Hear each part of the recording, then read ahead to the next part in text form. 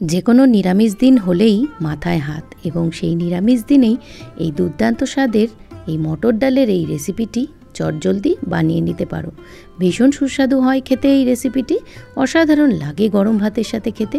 তো দেখো এই রেসিপিটা আমি কিভাবে তৈরি করছি। এই রেসিপিটার জন্য আমার লাগছে, সবার প্রথমে আমি নিয়েছি ভেজানো 1.5 কাপ মতন মটর ডাল, তারপরে নিয়েছি আদা কাঁচা লঙ্কা, নিয়েছি একটা টমেটো, আর নিয়েছি 2টো আলু। প্রথমে একটা লঙ্কা দিয়ে এই মটর ডালটাকে মিক্সার গ্রাইন্ডারে খুব ভালোভাবে একটু পেস্ট করে নেব। তারপরে দিয়ে দেবো তাতে একটু সামান্য জল, তোমরা সেটা বুঝেই দেবে, খুব একটা কিন্তু পাতলা করবে না। তো দেখে তোমরা বুঝতেই পারছো যে টেক্সচারটা কীরকম রাখতে হবে বড়া ভাজার জন্য। আর এখন দিয়ে দিয়েছি 1 চামচের থেকে কম একটু নুন, দিয়েছি 1 চামচ মতন হলুদ গুঁড়ো, 1 চামচ কালো জিরে। এই সমস্ত কিছু দিয়ে এই ব্যাটারটাকে কিন্তু খুব ভালো করে মেশাতে হবে এবং হাত দিয়েও কিন্তু ফেটাতে হবে। এই বড়ার ডালের যে ব্যাটারটা, এটা যত ভালো সুন্দর ফেটানো হবে তত কিন্তু বড়ার টেস্ট আরও ভালো হবে। আলুটাকে আগে থেকে ছাল ছাড়িয়ে রেখেছি এবং তাকে আমি পিস পিস করে ডুমো ডুমো করে কেটে নিয়েছি। রান্নার জন্য এখানে নিয়েছি আদা, 4টে কাঁচা লঙ্কা, আর নেব একটা টমেটো।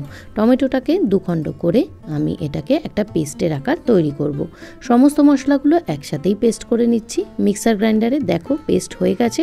এরপর এতে আমি দিচ্ছি 2 চামচ মতন জিরের গুঁড়ো, এখানে দিচ্ছি ছোট 2 চামচের মতন হলুদ গুঁড়ো, আর দিচ্ছি 1 চামচ মতন নুন, 1 চামচ মতন চিনি, আর দিচ্ছি সামান্য কাশ্মীরি রেড চিলি পাউডার।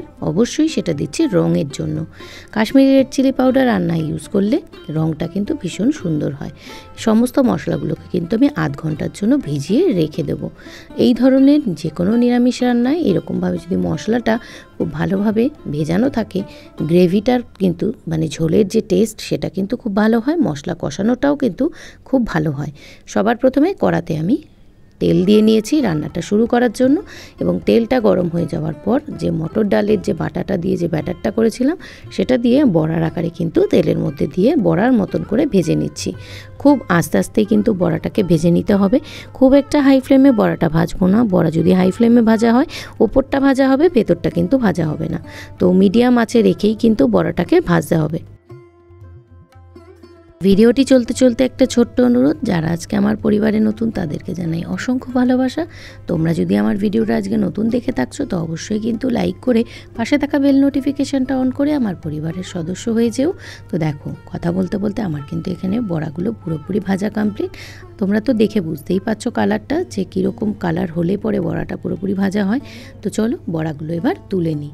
আবার আরেকটা কথা বলে রাখি, এইরকম কিন্তু বড়া দিয়ে গরম গরম ভাত দিয়ে ঘি দিয়েও কিন্তু অপূর্ব টেস্টি লাগে। তো দেখো বড়াগুলোকে এখন তুলে নিচ্ছি, যেটা আজকে আমি বানাচ্ছি এই মটর ডালের একেবারেই সহজ উপায়ে বড়ার ঝোল বা বড়ার রসা বা বড়ার তরকারি। তো তোমরা যেটাই বলো না কেন সবকটাই কিন্তু একই নাম, খেতে হয় অত্যন্ত সুস্বাদু। বড়াগুলো ভাজা হয়ে গেছে, তুলে নিয়ে এবার সেই তেলে একটা এলাচ, দারচিনি, গোটা জিরে ফোড়ন দিয়ে এখন আলুগুলোকে আমি ব্রাউন করে ভেজে নিচ্ছি।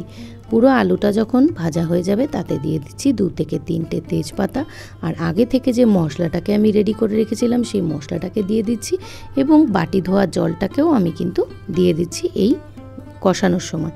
সামান্য একটু জল দিলে মশলা কিন্তু কড়াতে ধরে যায় না এবং কষানোটাও খুব সুন্দর হয়। আর এই যে তোমাদের বলেছিলাম কাশ্মীরি লঙ্কা দিয়েছি, এই কাশ্মীরি লঙ্কার কারণে কিন্তু এত সুন্দর একটা রং এসছে। তো দেখো আমার কিন্তু মশলাটা এখানে পুরোপুরি কিন্তু কষানো চলছে।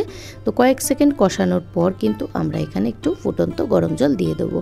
যে কোনো রান্নায় গরম জল ব্যবহার করলে তার টেস্ট কিন্তু ভালো আসে, পানসা ব্যাপারটা আসে না ঝোলের মধ্যে। তো দেখো ঝোলটা যখন পুরোপুরি ফুটে যাবে, আলু যখন পুরো 80% সেদ্ধ হয়ে যাবে, তখনই কিন্তু এই বড়াগুলো দেব। বড়াটা যদি আলুর সাথে সাথে একসাথে দিয়ে দেওয়া হয় তাহলে কিন্তু বড়ার টেস্ট কিন্তু ভালো হবে না। তো আলুটা দিয়ে একদম পুরো সেদ্ধ হয়ে যাওয়ার পর বড়াটা দিয়ে কিন্তু বেশ কিছুক্ষণ 1 সেকেন্ড 2 সেকেন্ড মতন একটু ফুটিয়ে সামান্য গরম মশলা আর ঘি দিয়ে কিন্তু আমি আজকের এই বড়ার ঝোলটা নামিয়ে নেব।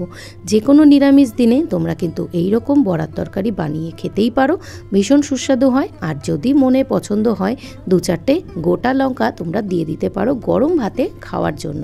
তো দেখো আমার কিন্তু বড়ার ঝোলের এই রেসিপিটা পুরোপুরি কমপ্লিট। কেমন লেগেছে অবশ্যই কমেন্টের মাধ্যমে জানিও। ততক্ষণ পর্যন্ত সকলে ভালো থেকো, সুস্থ থেকো। আবার আসবো পরবর্তীতে কোনো নতুন রেসিপির সাথে। চলো আজকের মতো টাটা, সকলে ভালো থেকো।